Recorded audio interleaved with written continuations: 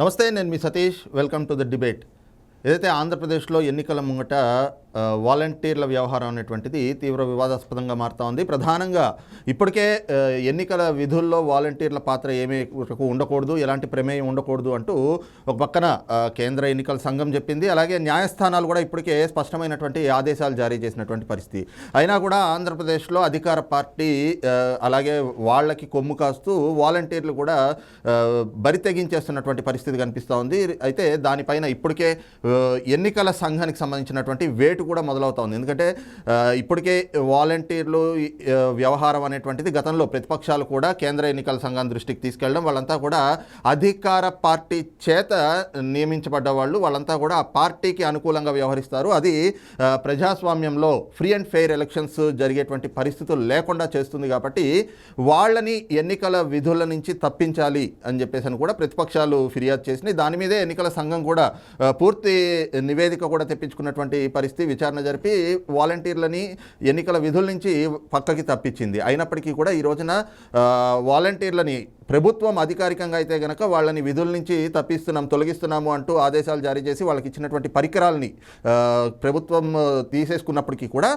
ఇవాళకి ఆంధ్రప్రదేశ్లో అధికార పార్టీ అభ్యర్థులు ఎవరైతే ఉంటారో ఎన్నికల్లో అభ్యర్థులు వాళ్ళతో కలిసి ప్రచారాలు చేస్తున్నటువంటి వైనం ఇదంతా కూడా ఏమిటి అంటే ఎన్నికల్లో ప్రభావితం చేసే విధంగా ప్రజల్ని ఏదో ఒక రకంగా మళ్ళీ భయపెట్టి లేదంటే కనుక ఏమార్చి వాళ్ళ చేత బలవంతంగా అయినా కూడా వైసీపీకి ఓట్లు వేయించేటువంటి కుట్రగా అయితే మాత్రం ఈ రోజున ప్రతిపక్షాల నుంచి విమర్శలు వెల్లువెత్తా ఉన్నాయి. ఈ క్రమంలోనే మరి జరుగుతున్నటువంటి పరిణామాలపైన ఆధారాలతో సహా ప్రతిపక్షాలు చేస్తున్నటువంటి ఫిర్యాదులపైన ఎన్నికల సంఘం కూడా తీవ్రంగానే స్పందిస్తున్నటువంటి పరిస్థితి. ఇప్పటికే చూస్తే దాదాపు ఆంధ్రప్రదేశ్లో ఒక 200 మంది వాలంటీర్లపై వేటు పడినట్లుగా కూడా తెలుస్తుంది.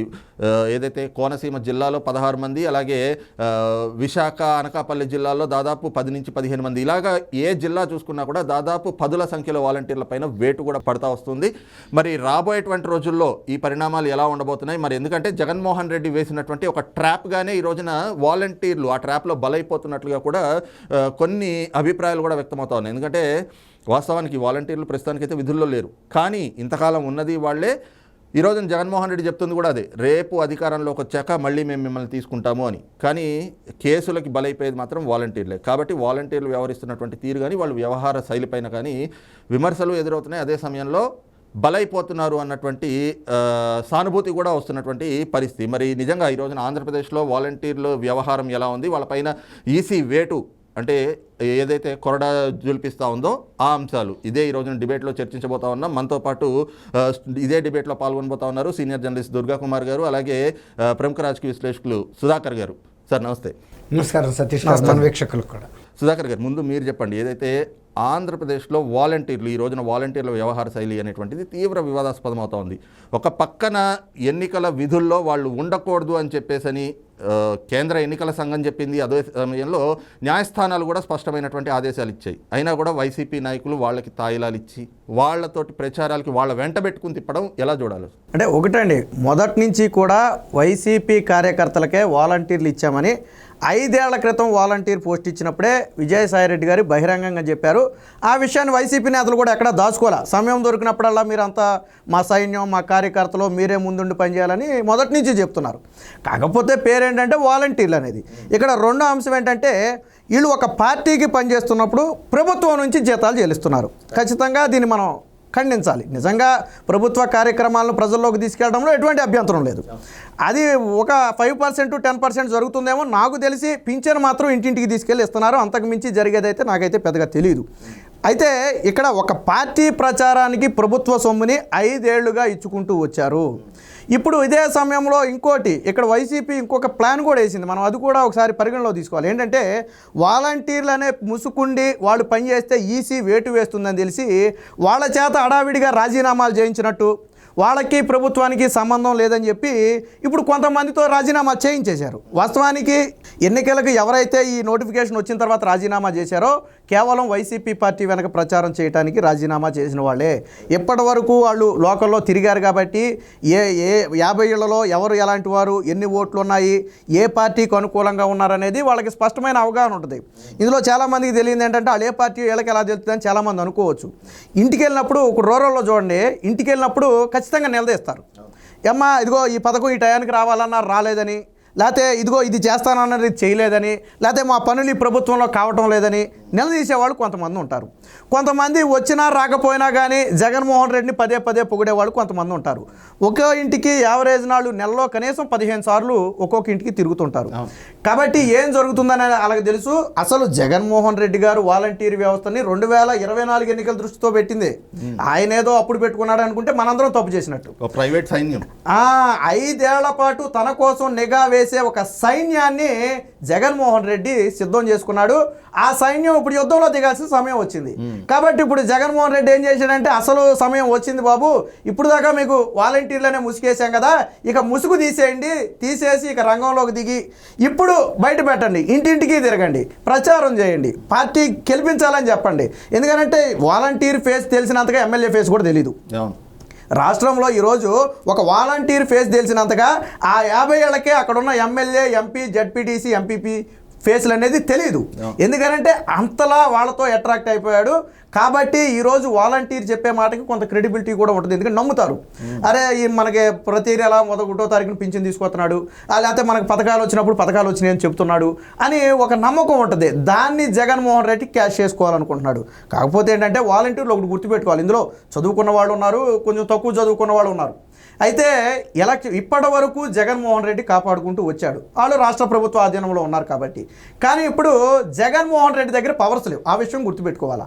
ఇప్పుడు పవర్స్ ఎవరి దగ్గర ఉన్నాయి? ఎలక్షన్ కమిషన్ దగ్గర ఉన్నాయి. కాబట్టి ఎలక్షన్ కమిషన్ నియమ నిబంధనలు ఉల్లంఘిస్తే ఏం జరుగుతుంది అనేది పాపం వాళ్ళకి తెలియదు. వైసీపీ నేతలు కూడా ఏంటంటే నీ వెనక మేము ఉన్నాం చూసుకుంటాంగా అంటున్నారు. IAS IPS అధికారులకే దిక్కులేదు ఇక్కడ. ఆ విషయం వాలంటీర్లు గ్రహించాలి.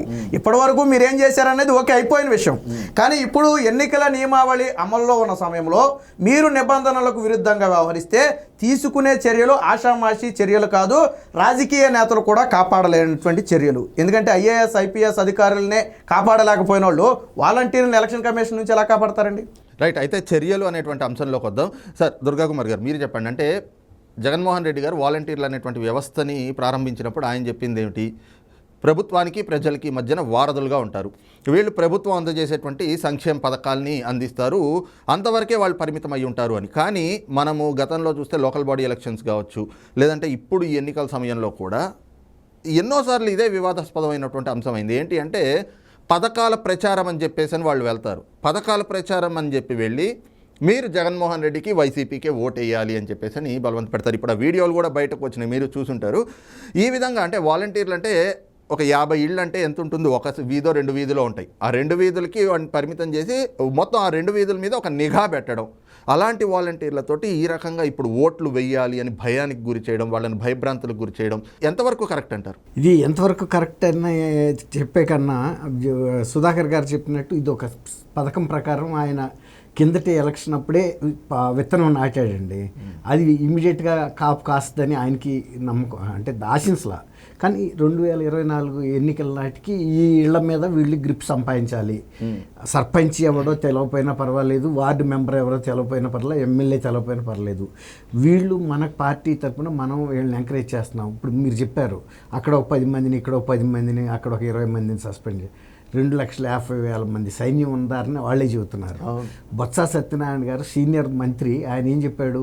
ఇప్పుడు వరకు మిమ్మల్ని గత 5 ఏళ్లుగా జగనన్న మిమ్మల్ని పోషించాడు, ప్రోత్సహించాడు, అంటే జగనన్న సొంత డబ్బులు ఇచ్చినట్టుగా.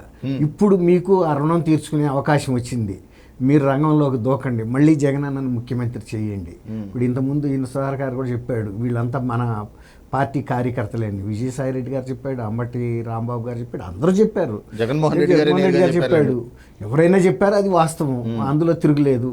వాళ్ళు అదే తీరుగా వ్యవహరించారు తెలుగుదేశం, అది వైఎస్ఆర్సీపీ కార్యకర్తలు అన్నట్టే.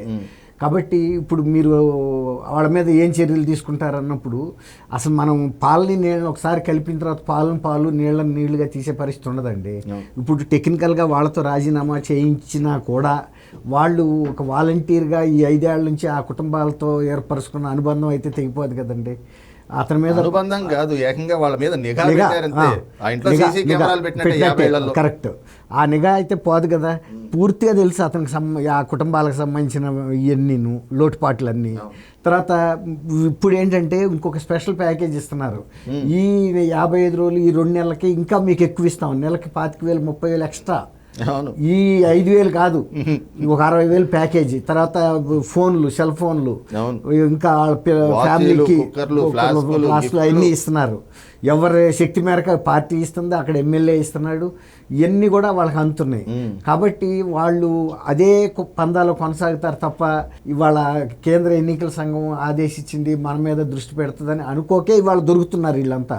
ఒకటి మాత్రం ఏంటంటే ఇవాళ వాళ్ళు టెక్నికల్గా రాజీనామా చేశామని చెప్పినంత మాత్రం, అంటే రాజీనామా కాదు, అక్కడ సస్పెండ్ కాదు, ఏదైతే ప్రభుత్వమే నేరుగా ఆదేశాలు ఇచ్చింది, ఏది కేంద్ర ఎన్నికల సంఘం వాళ్ళని తొలగించాలి విధుల నుంచి అనేటప్పటికీ ఎన్నికల విధుల్లో వాలంటీర్లు పాల్గొనకూడదు అంటూ ప్రభుత్వమే ఒక సర్క్యులర్ని జారీ చేసింది.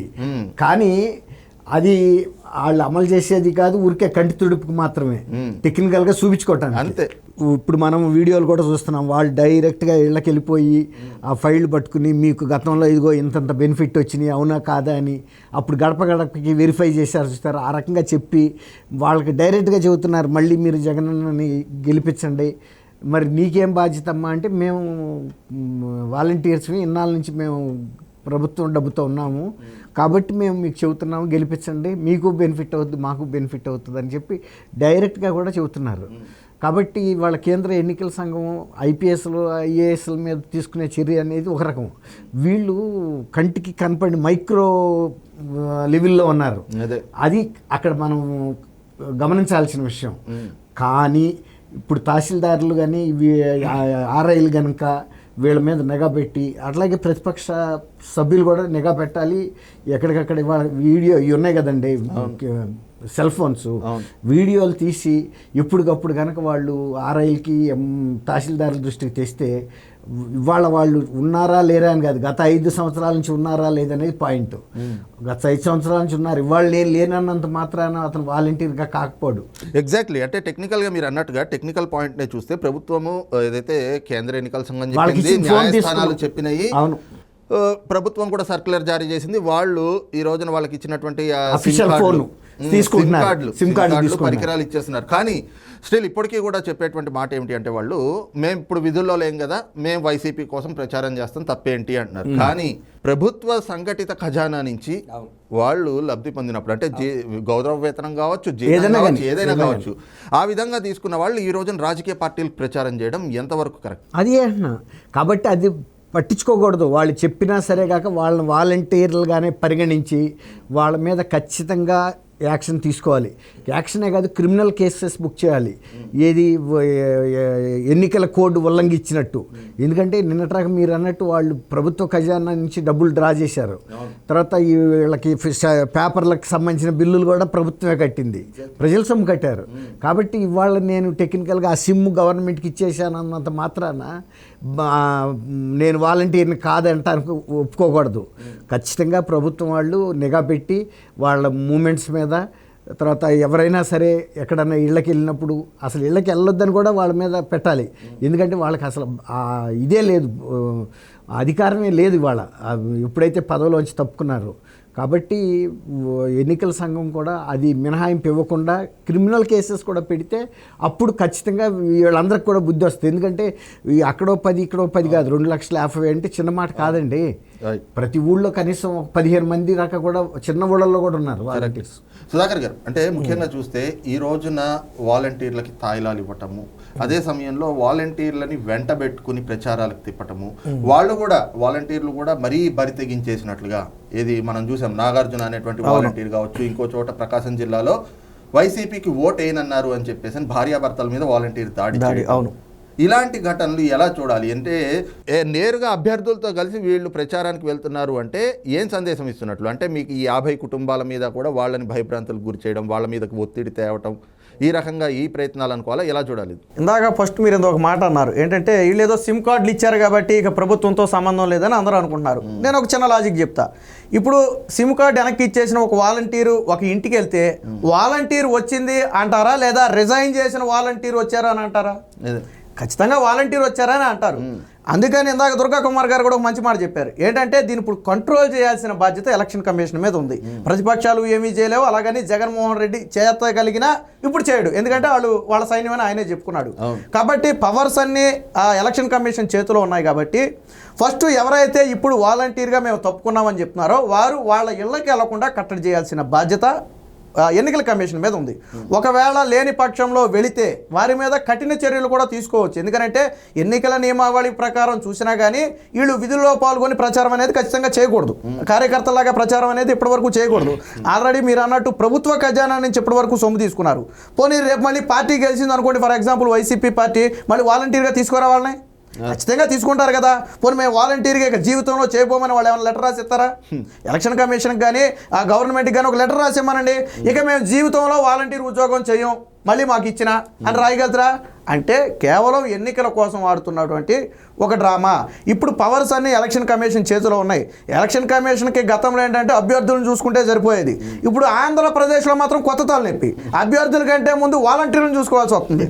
అభ్యర్థుల మీద వచ్చే ఫిర్యాదులు 1-2 రావచ్చు, కానీ వాలంటీర్ల మీద వేల సంఖ్యలో ఫిర్యాదులు వస్తాయి. ఎందుకంటే దాదాపు 2 లక్షల మంది వాలంటీర్లు ఉన్నామని వాళ్ళే చెప్తున్నారు. కాబట్టి ఎలక్షన్ కమిషన్ దీని మీద ఒక స్థిరమైన నిర్ణయం తీసుకోకపోతే ఖచ్చితంగా ఎలక్షన్స్ని ప్రభావితం చేసే పరిస్థితి ఉంటుంది. అంటే నిష్పక్షపాతంగా జరగాలి అని మనం ఏదైతే కోరుకుంటున్నామో అవి జరిగే అవకాశం లేదు. వాళ్ళు బెదిరించవచ్చు, లేదా మీరు అన్నట్టు తాయిలాలు ఇవ్వచ్చు, లేదా బ్లాక్ మెయిల్ చేయొచ్చు. ఇప్పటి వరకు 50 ఏళ్ళకి తిరిగారండి, కొంత సమాచారాలు వాళ్ళకు కూడా తెలుస్తాయి, బయటికి చెప్పకూడని సమాచారాలు కూడా వాళ్ళకి కొద్ది తెలిసి ఉంటాయి. అలాంటి వాటిని బెదిరింపులకు వాడుకోవచ్చు.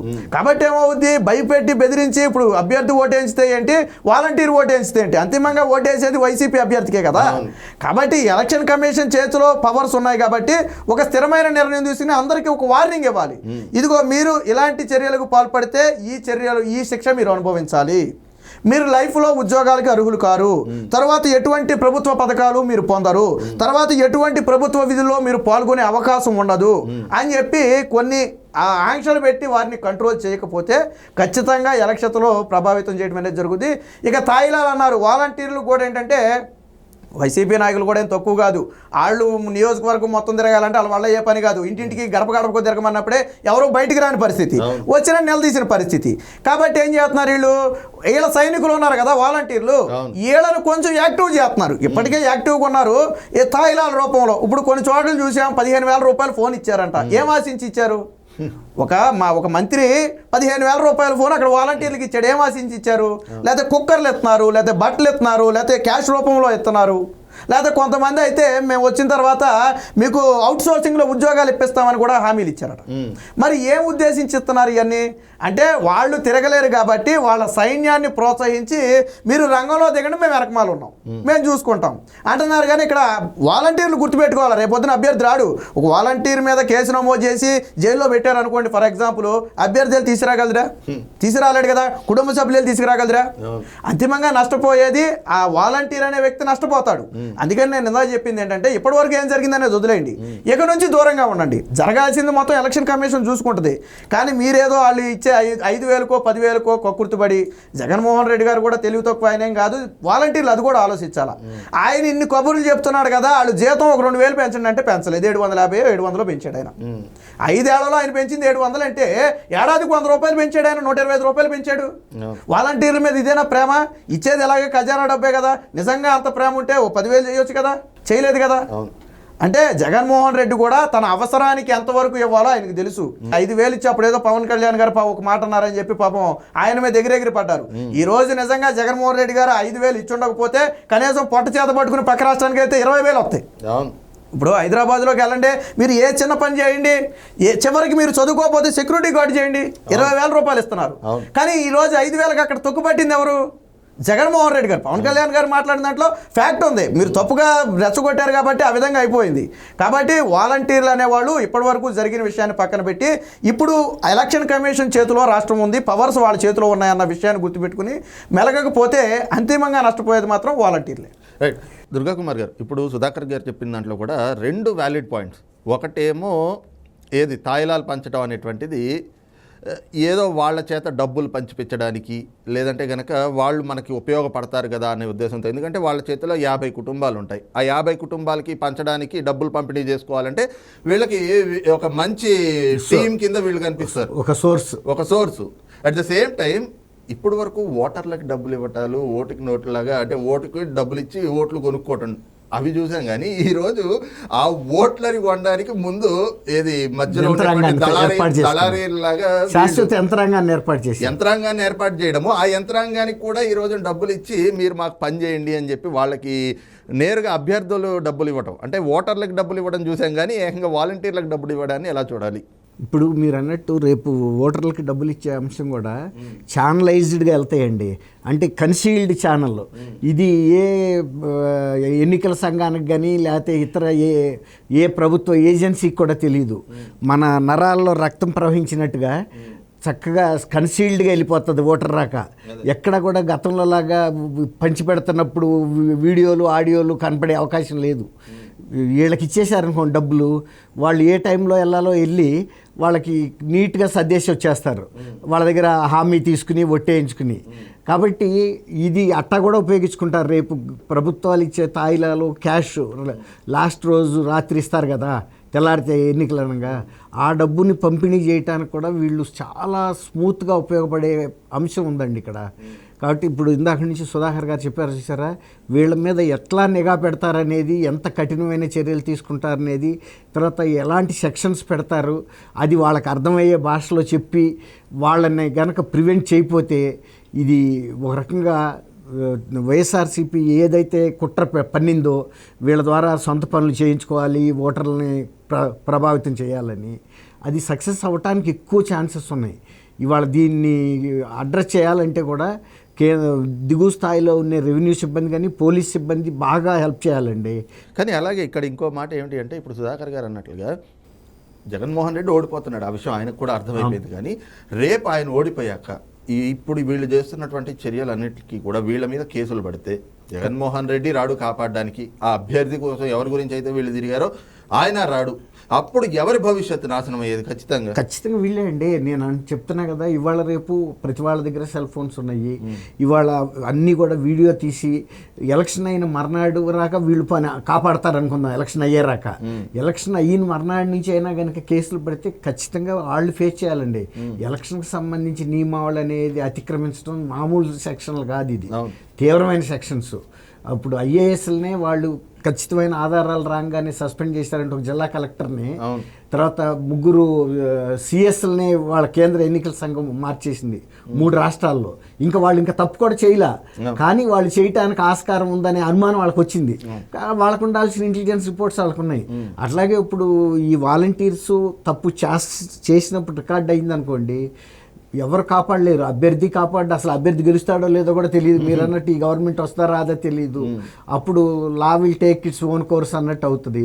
ఒకసారి కనుక వాళ్ళు ఆ క్రిమినల్ సెక్షన్స్లో కనుక ఇరుక్కున్నారనుకోండి, ఇప్పుడు ఇంత అంత చదువుకుని రేపు ఎటాగు ఏదైనా బయట ఉద్యోగం ఏదైనా ఆపర్చునిటీ వచ్చినా వెళ్దామన్నా కూడా గవర్నమెంట్లో అది డిస్క్వాలిఫికేషన్ అవుతుంది ఖచ్చితంగా.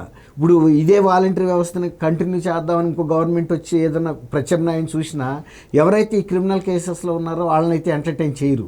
అది న్యూట్రల్గా ఉండాలని వాడుకుంటారు ఇంకొక ప్రత్యామ్నాయ అవసరాల కన్నా. 5 ఏళ్ళు ఉన్నారు కాబట్టి చాలా జాగ్రత్తగా ఉండాల్సిన అవసరం ముందు అందరికీ మించి ఎవరికి వాళ్ళు సెల్ఫ్ నియంత్రణ, సొంత నియంత్రణ చేసుకుని ఇటువంటి వాటికి దూరంగా ఉండాలి.